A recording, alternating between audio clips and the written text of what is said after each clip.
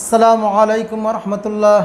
ইন্নাল হামদালিল্লাহ নাহমাদুহু ওয়া নুসাল্লি ওয়া নুসাল্লিমু আলা রাসূলিল কারীম। আম্মা বা'দ, ফাআউযু বিল্লাহি মিনাশ শাইতানির রাজীম। বিসমিল্লাহির রহমানির রহিম।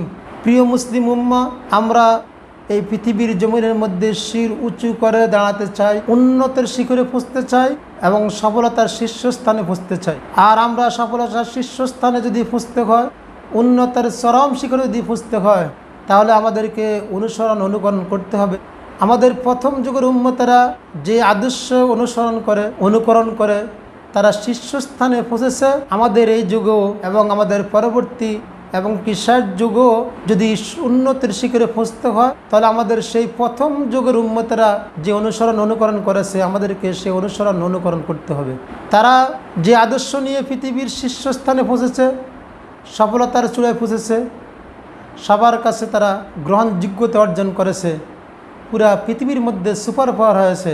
আজকে এই যুগেও আমাদেরকে যদি শীর্ষস্থানে পৌঁছতে হয়, চূড়ান্ত সফলতা পৌঁছতে হয়, তাহলে আমাদেরকে এর ব্যতিক্রম কোনো কিছু চিন্তা করলে হবে না, বরং আমাদেরকে সেই প্রথম যুগের উম্মত তথা নবী রসুল সাল্লাল্লাহু আলাইহি সাল্লাম এবং তার সাহাবী, তাবিন, তাবিন, খোলাফায়ে রাশিদিনদের যেই ঐতিহ্য, যে আদর্শ, আমাদেরকে সে অনুকরণ করেই আমাদেরকে শীর্ষস্থানে পৌঁছতে হবে। যদি এর চেয়ে আমরা ভিন্ন কোনো চিন্তা করি, তাহলে সেটা হবে আমাদের জন্য চরম ভুল এবং আমাদেরকে চরম মাসুল দিতে হবে। আমরা তাদেরকে ভুলে গিয়ে যদি আমরা অন্য কোনো জাতির আদর্শ অনুসরণ করি এবং আল্লাহ তাআলার সন্তুষ্টিকে ছেড়ে নবী সাল্লাল্লাহু আলাইহি সাল্লাম এবং তার সাহাবীদের অনুকরণ ছেড়ে জাতিদের অনুকরণ করে তাদের সাদৃশ্য অবলম্বন করে যদি আমরা মনে করি আমরা সফলতা খুঁজব, এটা কখনো হবে না, এটা কখনো সম্ভব হবে না। কেননা এই পৃথিবীর মানবতার মুক্তির দূত মুহাম্মদ রাসূলুল্লাহ সাল্লাল্লাহু আলাইহি সাল্লাম আমাদের জন্য যে আদর্শ রেখে গেছেন, সে আদর্শের বিকল্প আমাদের জন্য আর কোনো কিছুই নেই। এবং রাসূলুল্লাহ সাল্লাল্লাহু আলাইহি সাল্লামের অনুকরণ করে সাহাবী রাদিয়াল্লাহু তাআলা আনহুমগণ, তাবেঈনগণ, তাবিন রাহিমাহুল্লাহ তাআলা আনহুগণ যে অনুকরণের পন্থা আমাদের জন্য রেখে গেছেন, তার বিকল্প কোনো কিছু নেই।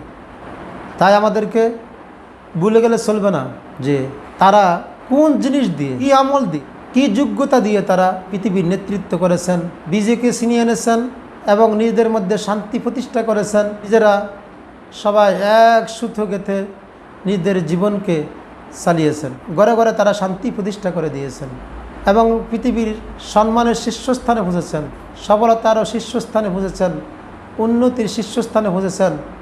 তারা যেই নিয়ম নীতি দেখে গেছেন, যে আদর্শ দেখে গেছেন, যে শাসন ব্যবস্থা রেখে গেছেন, পৃথিবীর ইতিহাসে এরকম আদর্শ, এরকম নিয়ম নীতি না অতীতে কেউ দেখছে, না তাদের পরে অদ্য পর্যন্ত এরকম নজির স্থাপন করতে পেরেছে।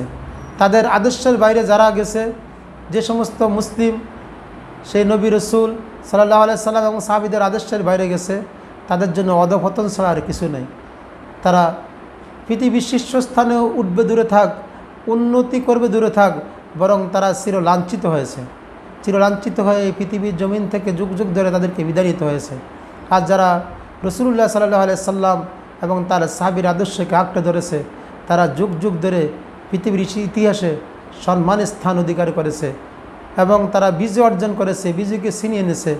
এবং ইনশাআল্লাহ কিয়ামত পর্যন্ত এরকম একটি দল থাকবে যারা রাসূলুল্লাহ সাল্লাল্লাহু আলাইহি সাল্লামের আদর্শের অনুসারী থাকবে এবং কঠিন থেকে কঠিন বিপদেও তারা নবীর আদর্শের বিচ্যুতি হবে না, এর বাইরে যাবে না। আজ আমরা তাদেরকে ভুলে গিয়ে আমাদের নিজস্ব আকীদা, তাহজিব, তামাদ্দুন, আমাদের সংস্কৃতি, আমাদের চিন্তা চেতনা, যে সব দিয়ে আমরা দুনিয়া এবং আখিরাত সফলকাম হব, তা সব ভুলে গিয়ে যার দ্বারা আমরা বরং ধ্বংস হব, যারা আমাদের শত্রু, যাদেরকে আল্লাহ তাআলা আমাদের শত্রু বলে আখ্যা দিয়েছেন, যাদেরকে আল্লাহ বলেছেন যে তারা কখনো তোমাদের বন্ধু হবে না, কিন্তু আজকে আমরা তাদেরকে বন্ধু বানাচ্ছি এবং তাদের আদর্শকে অনুসরণ করে আমরা পৃথিবীর মধ্যে সবচেয়ে বড় সফল কাম আমরা বয়ে আনতে চাচ্ছি, উন্নতির চরম শিখরে পৌঁছতে চাচ্ছি।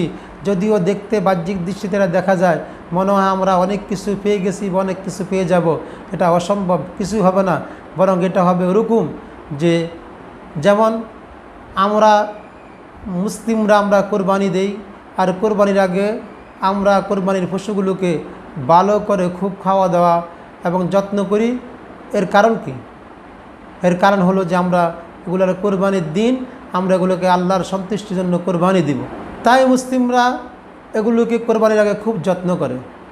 কোরবানির আগে গরুকে, ছাগল, বকরি, মহিষকে যেভাবে খাওয়ানো হয় কদিন পরে জবাই করার জন্য, আমাদের শত্রু, যারা আমাদের প্রকাশ্য শত্রু এবং যাদেরকে আমাদের সৃষ্টিকর্তা আল্লাহ তাআলা আমাদের শত্রু বলে ঘোষণা দিয়েছেন, এবং আল্লাহ বলেছেন যে তারা তোমাদের কখনো আপন হবে না, কখনো তারা তোমাদের বন্ধু হবে না, বরং তারা সবাই নিজেরাই একটা বন্ধু, একটা দল।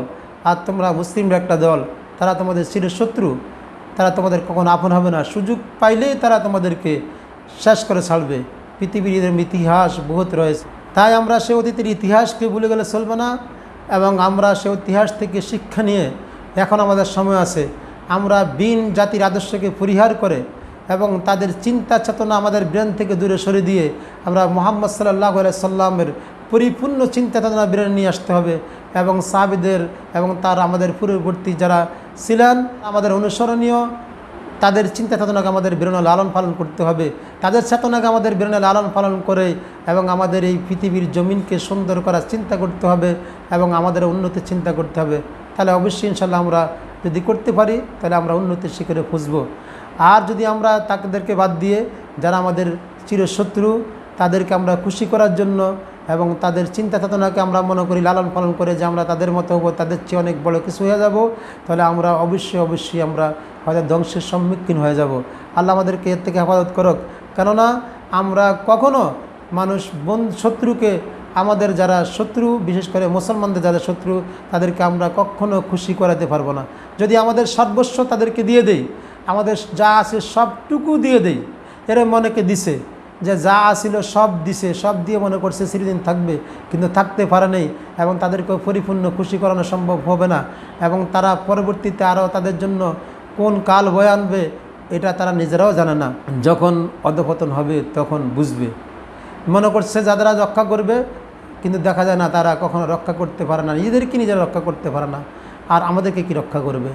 তাই আমরা অতীতের আমাদের সেই ঐতিহ্যকে আমাদের বারবার স্মরণ করতে হবে যে আমরা কী কারণে মুসলিমরা পৃথিবীর জমিনের মধ্যে আমরা মাথা উঁচু করে দাঁড়িয়েছিলাম, কী কারণে আমাদের সফলতা বয়ে আসছে, কী কারণে আমাদের মধ্যে সবাই আমরা এক কাতারে নামাজের মধ্যে সামিল হতে পেরেছি, সবাই মিলে একজন ইমামকে আমরা মেনে নিতে পেরেছি।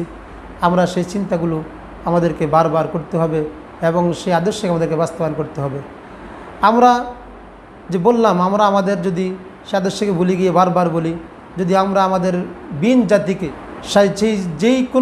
যেই কোনো দলের হোক, মুসলিম ছাড়া অমুসলিম যারা আছে তারা প্রত্যেক মিলিয়ে একটা দল।